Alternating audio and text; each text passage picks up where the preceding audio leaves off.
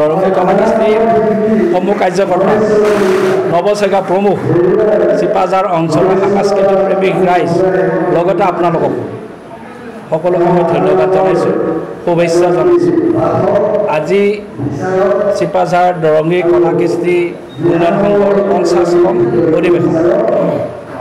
তাত তেওঁলোকে কি ভাবি কি চিন্তা চৰ্চাৰে আজি মোক সম্ভাষণ জনাইছে বা দৰং বঁটা প্ৰদান কৰিছে মই নাজানো। মোৰ নিচিনা এটা দুৰ্ভগীয়া আৰু এই সন্মানৰ যোগ্য আচলতে মই নহয়, কিন্তু তথাপি মানে ৰাইজৰ লগত মই দুখে সুখে সকলো সময়ত সকলো লগত সহভাগী।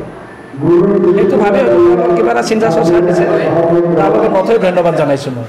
আৰু খুব ভাল পাইছোঁ এই দৰঙী কলাকৃষ্টি উন্নয়ন সংঘৰ জৰিয়তে আমাৰ চিপাঝাৰ অঞ্চলত যিখিনি সংস্কৃতি লোপ পাই আছে সেই বস্তুখিনি আগুৱাই নিয়াৰ ক্ষেত্ৰত দৰঙী কলাকৃষ্টি উন্নয়ন সংঘৰ যথেষ্ট অৱদান ইয়াত আছে।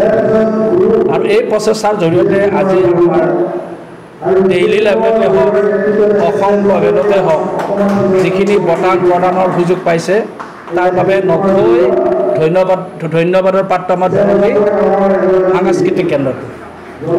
মই তেওঁলোকক আশীৰ্বাদ দিছোঁ আৰু ময়ো সভাপতি ডাঙৰীয়া সম্পাদক ভূমিকা সদস্যটো মই কৈছোঁ যে এই দৰঙী কলাকৃষ্টি উন্নয়ন সংঘৰ মই নিশ্চয় বনাব লাগে। ইয়াৰ জৰিয়তে যাতে মই চিপাঝাৰৰ পিছপৰা শ্ৰেণী ক্ৰীড়া যুৱচাম কালচাৰেল দিশৰ ক্ষেত্ৰত যাতে মই আগুৱাই যাব পাৰোঁ, সহায় সহযোগ কৰিব পাৰোঁ, মই যাতে জড়িত হ'ব পাৰোঁ, তাৰ বাবে তেওঁলোকক মই অনুৰোধ জনাইছোঁ।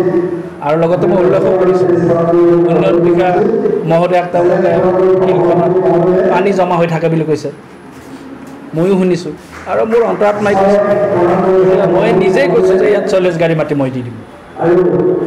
আমাৰ কালচাৰেল দিশৰ ওচৰৰ আশা ৰাইজখিনি এটা সুবিধা এটা হ'ব।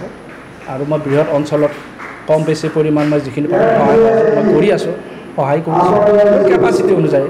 মইতো সৰু কিনো হেৰি আছে এইখিনি সদস্যত আপোনালোক নিউজৰ যিমানখিনি মানুহ আছে সকলো চেনেল সুস্বাস্থ্য অধিকাৰী হওক, চিপাঝাৰ অঞ্চলৰ আগুৱাই ক্ষেত্ৰত আপোনালোকে অনিষ্ঠাবান নিউজ প্ৰকাশ কৰক, একচেপ্টে নিউজ প্ৰকাশ নকৰিব, এইটো মোৰ অনুৰোধ থাকিল।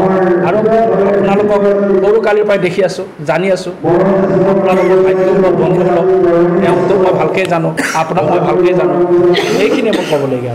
যিকোনো খবৰৰ বাবে যোগাযোগ কৰক আমাৰ এই নম্বৰত 7099017330 আৰু 7099017110।